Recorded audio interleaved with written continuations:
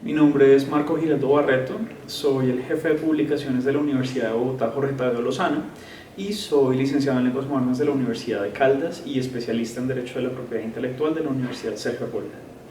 Mi nombre es Matilde Salazar Ospina, soy editora en jefe de la revista Estrategia Organizacional de la UNAD, soy magíster en Comunicación Científica de la Universidad de Toulouse, Francia, y filósofa de la Universidad de Antioquia.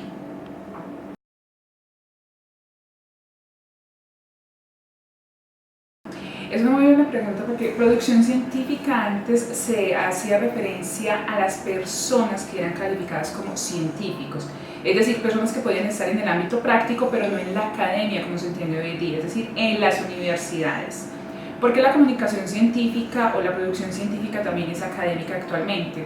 Porque comunicar y producir ese tipo de conocimientos necesita de un soporte económico, es decir, necesita de un apoyo que normalmente se da en la academia, sea universidad o instituto de investigación.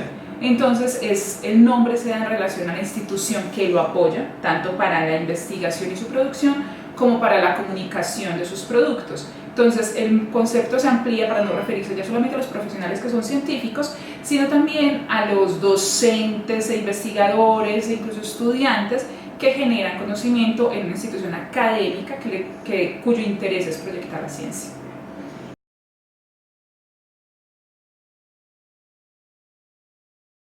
Por producción y comunicación científica entendemos un área que se desarrolla desde los años 60, más o menos después de la Segunda Guerra Mundial, en donde los científicos tienen la necesidad de presentar su producción. Anteriormente se presentaban en eventos públicos, eran los mismos científicos quienes se encargaban de mostrar en eventos la producción de sus investigaciones. Después de ese periodo, a partir de los años 80, 90, empiezan los profesionales a necesitar de personas calificadas que comunicaran justamente ese tipo de producción.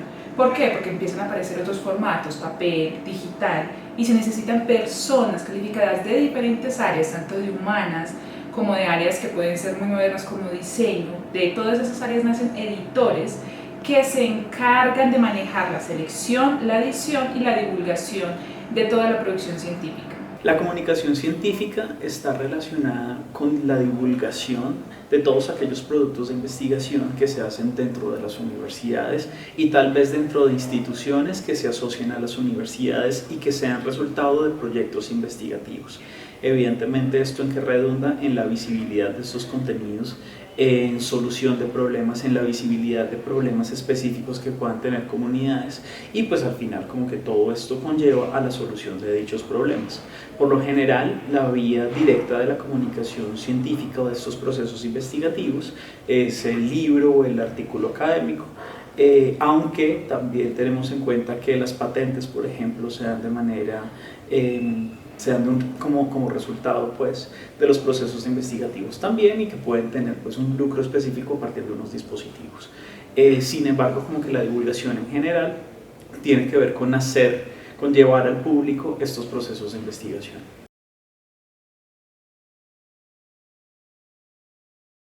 La respuesta a qué le apuesta la producción científica depende mucho del lugar de donde se haga la pregunta. Nosotros estamos en Latinoamérica y en Colombia. La forma en cómo nosotros producimos, el conocimiento que nosotros producimos y las herramientas que tenemos, sobre todo herramientas económicas que el continente latinoamericano o el africano o el asiático tienen, son muy diferentes a las necesidades y conocimiento que se produce en otros continentes, como Europa o como los países del norte, específicamente Estados Unidos. Entonces, ¿a qué le apostamos? Desde mi experiencia personal, de lo que yo creo a nivel de editorial académica, Latinoamérica le apuesta y le tiene que apostar a divulgar su propio conocimiento con sus propios medios y con los recursos reales que tiene. La comunicación científica actualmente está inmersa en un juego de poder, en un juego de mercado, que es válido, pero en el cual nosotros tenemos que ser realistas y entender que lo que nosotros producimos, para un ejemplo muy concreto, si nosotros producimos una investigación sobre agronomía en Boyacá, necesitamos que ese conocimiento se publique en español, que ese conocimiento tenga impacto en Colombia, que tenga impacto en Latinoamérica. Nosotros podemos sacar ese conocimiento y seguramente lo pueden utilizar investigadores de otros continentes, pero necesitamos que todo ese conocimiento se proyecte, que sea apoyado para Latinoamérica, así mismo como los otros continentes piensan en su propia producción y en sus comunidades. Creo que cuando le apostamos a la producción científica estamos hablando de varias cosas que no podemos perder de vista. Lo primero es que el medio tradicional de comunicación científica pues son los artículos y los libros de investigación. Sin embargo, tenemos productos también como los productos artísticos, las patentes, resultados de marca, procedimientos, procesos, que también pueden hacer parte de un proceso investigativo y que nos amplían un poco el espectro de todo lo que tiene que ver con los resultados de la investigación. Estamos viendo además desarrollo de software, estamos viendo documentales, audiovisuales, una cantidad de procesos que están relacionados también con este tipo de productos, y creo que la academia en general está ampliando su espectro también del entendimiento de cómo deben mostrarse las investigaciones.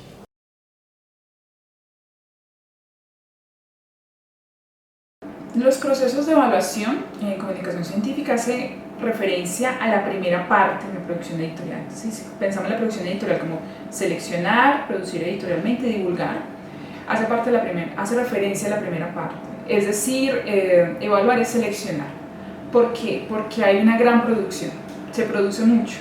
Entonces, como los recursos son tan limitados, una editorial o una institución académica debe pensar: con estos recursos que tengo, ¿qué publico? Pues deberíamos tener los recursos para publicar más, sí, pero en general no hay y los medios tampoco están. Y la idea también es que se haga una selección para que lo que se le lleve al público, ya sea general o público específico de un área, sea de la mejor calidad posible. Entonces, se tiene un esquema básico, clásico, que es en revistas hacer una selección por doble ciego, en donde dos evaluadores de la misma área leen y dan su criterio, casi siempre con categorías de rechazado, aceptado o aceptado con cambios. Se ha intentado que los libros se hagan con el mismo proceso de selección, es decir, dos personas de la misma área que lo lean y den su concepto. Además de eso, también se tienen los conceptos de lo que se llaman comités editoriales. Tanto en las revistas existe un comité editorial como un comité científico, y en los libros, por lo general, dentro de la academia, dentro de la institución que tiene la editorial, que soporta económicamente a la editorial, existe un comité editorial. Ese comité editorial selecciona, manda a los árbitros, es decir, a esos dos profesionales, y ahí, después de leer esos dos conceptos, se llega a un punto que a veces no se habla mucho de ello, pero se llega a un punto que es un punto económico. Porque si bien pueden recibir dos evaluaciones positivas, tenemos que ser conscientes que, sobre todo en Colombia, donde editar libros en papel es tan costoso por los impuestos y por la cadena de distribución, las entidades no tienen los mismos recursos, los recursos que quisieran para publicar todos los libros, porque las revistas por lo general ya se publican en acceso abierto o se publican en digital. Entonces la parte de impresión y distribución se economiza. Los libros no tanto. Entonces los libros se enfrentan a un dilema de o pasarse totalmente a un mundo digital o hacer una selección cada vez más exhaustiva para saber qué libros se publican y qué libros no se publican. Los medios tradicionales de evaluación, al menos en términos de los textos y los documentos, se dan por una evaluación de doble ciego. Las revistas académicas, pues a través de sus editores, envían los artículos a dos evaluadores. Es la metodología doble ciego, para recordar y contextualizar, es aquella metodología en la que dos revisores dan su concepto sobre artículos académicos o libros de investigación sin conocer al autor, y el autor a su vez tampoco conoce a quienes están evaluando su producto de investigación. Entonces, digamos que por esta primera línea tradicional, la evaluación doble ciego es fundamental en el proceso de investigación y de divulgación académica. Sin embargo, estamos viendo también que la investigación se está midiendo con patentes para las ciencias exactas, por ejemplo, y con productos tangibles como software y otro tipo de cosas que, aunque no tienen indicadores puntuales dentro de la medición tradicional científica, sí constituyen maneras de mostrar la investigación.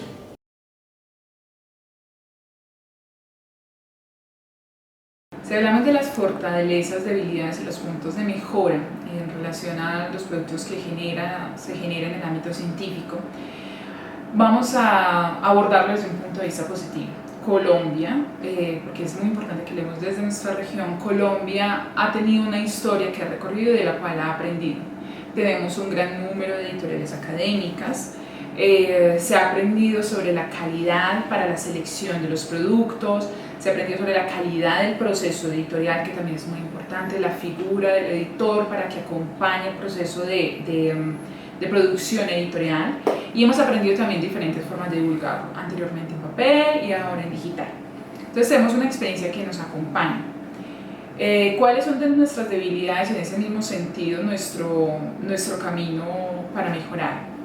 Colombia está intentando compararse o medirse o hacer competencia con otros países que tienen recursos mucho más altos para publicar y para divulgar. En ese sentido, como en otros a nivel científico, si Colombia se une en iniciativas de divulgación científica que otros países de Latinoamérica están apoyando, como Realic en México, como Brasil, como Argentina, si Colombia se une para ser conscientes de nuestra realidad, podríamos en ese sentido que nuestras publicaciones, que nuestra producción científica tenga mejores plataformas de divulgación, tenga más apoyos económicos, poder apoyar más a los investigadores.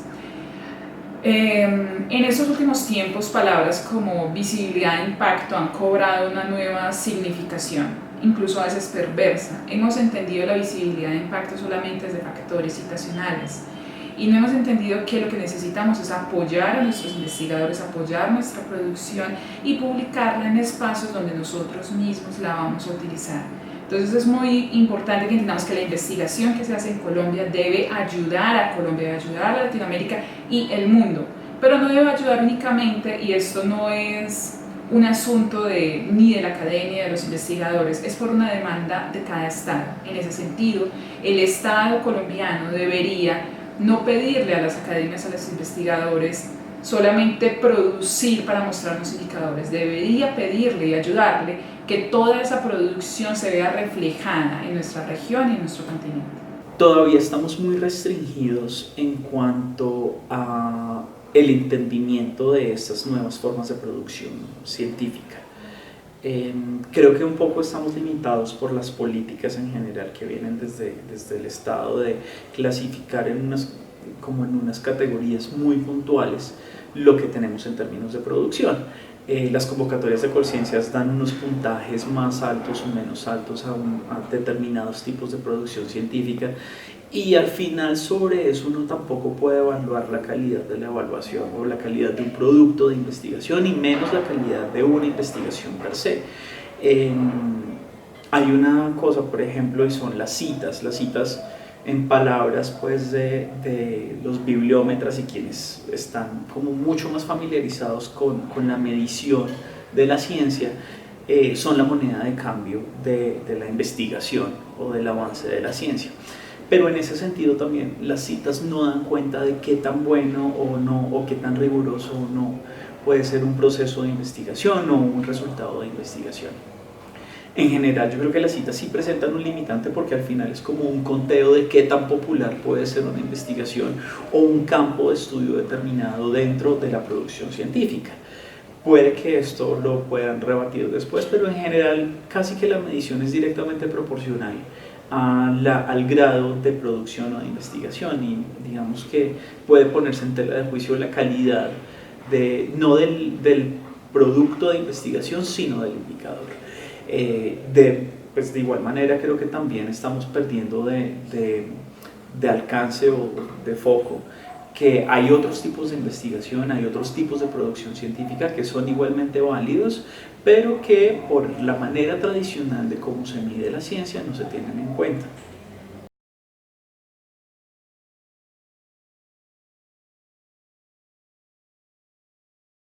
Tradicionalmente estamos hablando de artículos en revistas científicas, revisiones, reseñas de libros evidentemente, libros productos de investigación, capítulos de libros de investigación. Esto con lo que compete directamente a las editoriales. Sin embargo, es importante tener en cuenta que otros tipos de investigación pueden ser resultados de investigación. Pueden ser las patentes, las marcas, los procesos, etc. Tradicionalmente, como lo dije al inicio, tradicionalmente ha sido el paper, han sido los artículos científicos el que ha sido como el medio clásico para comunicar. ¿Por qué? Por inmediatez, por rapidez, es una cuestión de tiempo. Si yo estoy haciendo investigación y yo encuentro algo en este momento, lo publico rápidamente para que la comunidad me retroalimente y así tanto yo como los demás puedan entender, se descubrió esto, sigamos esa investigación por este rumbo, para que se vayan en esa dirección. Entonces es una cuestión de tiempo, por eso el artículo era considerado y es considerado todavía el medio de comunicación por excelencia para la ciencia, pero hay que pensar que no todos los saberes y no todas las disciplinas tienen las mismas dinámicas y los mismos tiempos. Entonces, áreas como ciencias humanas y sociales tienen la tendencia a producir más en libros. ¿Por qué? Porque la investigación en ellos no es una investigación inmediata, no es una investigación de experimentación con un objeto en donde se tiene que retroalimentar rápido. La investigación en ciencias humanas y sociales toma tiempo, toma maduración y por ello por lo general se comunica en libros. Y tenemos también otras áreas como las áreas de arte o artes vivas, en donde la investigación, porque también se debe considerar investigación, se produce en muchos otros formatos que se comunican ya, sea en música, performance o en otros formatos que se deben entender también como comunicación científica.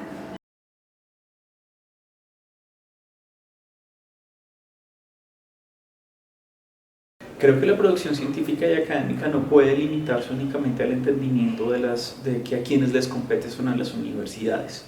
En realidad, si nos ponemos a ver muchas revistas de investigación o de divulgación científica, son también de casas editoriales independientes o hay investigación detrás que está financiada por instituciones que tienen un músculo financiero importante o inclusive el Estado ha hecho producción académica. Sin ir más lejos, el Banco de la República tiene una gaceta económica en la cual publica sus resultados de investigación y que puede derivar en políticas.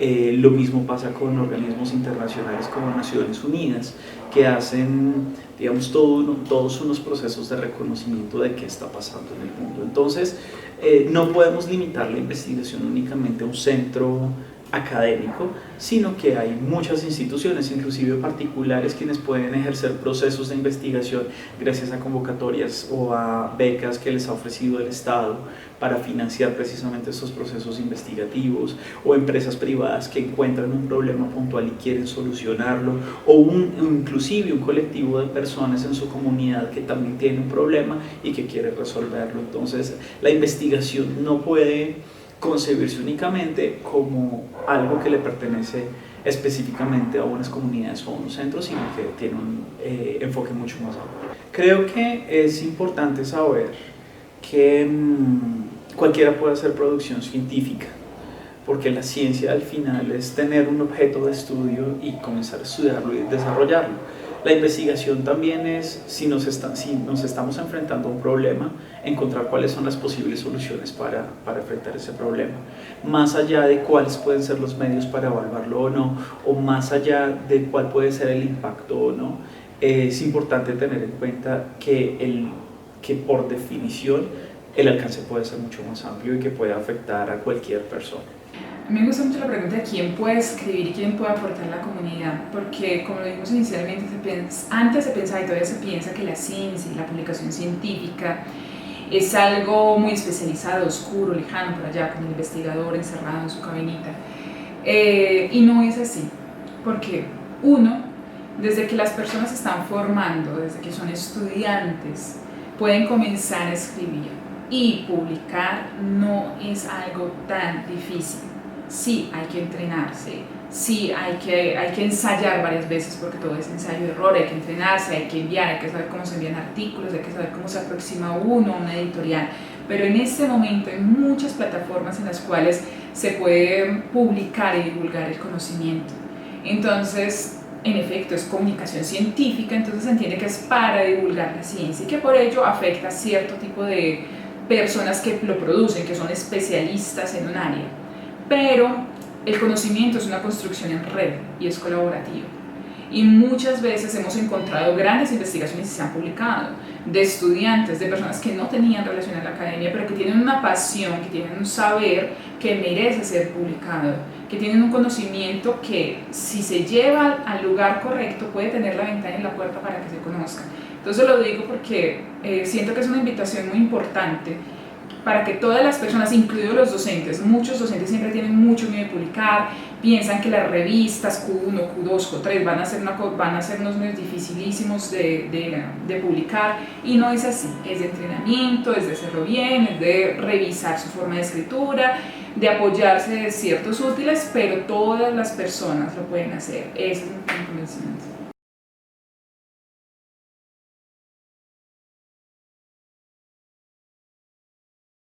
Creo que hay unos contextos muy particulares en Colombia. Hacer una pregunta sobre cuáles pueden ser los retos de las universidades en general o de manera muy amplia nos amarra un poco también a los contextos, y creo que hay primero que entender los contextos de cada universidad. No es lo mismo preguntarse por las dificultades que puede tener una universidad en Estados Unidos a preguntarse por las dificultades que puede tener una universidad en Colombia. En primer lugar, tenemos unos problemas de desarrollo, de infraestructura tecnológica, de enfoque de los problemas mismos, y todo eso tiene que ver también un poco con las condiciones económicas que tenemos. Hay que hacer hincapié en que evidentemente la ayuda del Estado es importante, pero también en que los enfoques investigativos que deben ir de cara a la universidad deben acoplarse en líneas que evidentemente tengan un impacto social, más allá de la mera comunicación que puede quedarse en textos.